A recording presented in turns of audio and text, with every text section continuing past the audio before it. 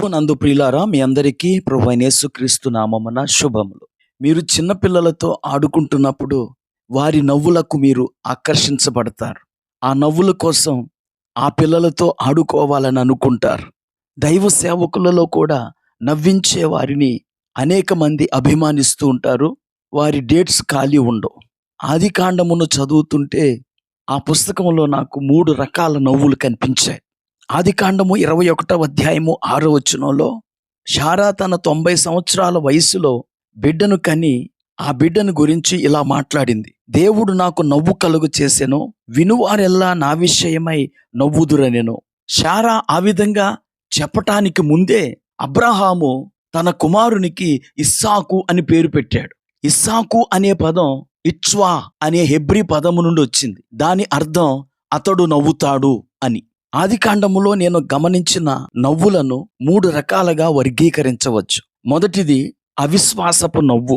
ఆదికాండము 18వ అధ్యాయంలో అబ్రాహాము దగ్గరికి 3 దేవదూతలు వచ్చి భోజనము చేస్తూ నీ భార్య ఎక్కడా అని అబ్రాహామును అడిగారు.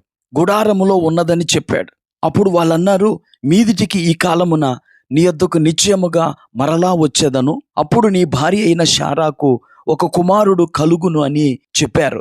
గుడారములో ఉన్న శారా ఆ మాటలు విని, నా యజమానుడు వృద్ధుడయ్యాడు కదా, బలము ఉడిగిన నాకు సుఖం కలుగుతుందా అని తనలో తాను నవ్వుకున్నదంట.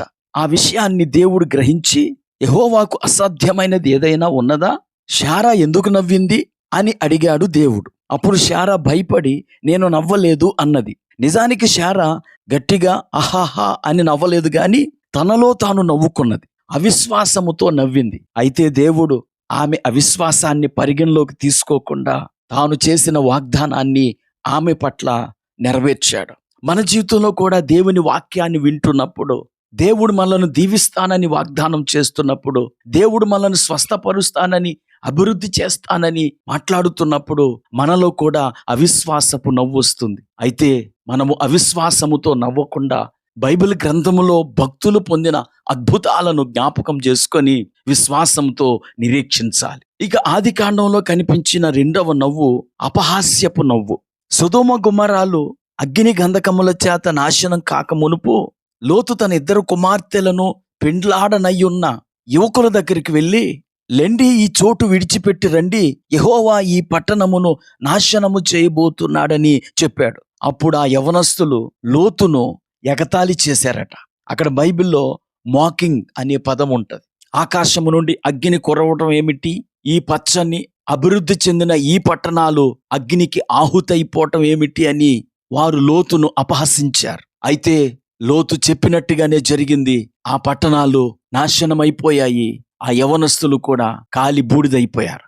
లోతుకు కాబోయే అల్లుళ్ళు లోతును అపహసించినట్లుగానే ఆదికాండం 21వ అధ్యాయము 9వ వచనంలో ఇష్మాయేలు ఇస్సాకును అపహసించాడు.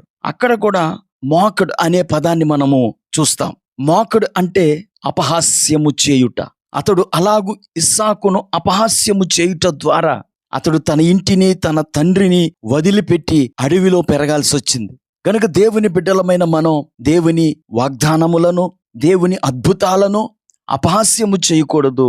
అలాగే ఇతరులను ఎవరిని కూడా మనము హేళన చేయకూడదు. ఇక 3వ నవ్వు ఆనందపు నవ్వు.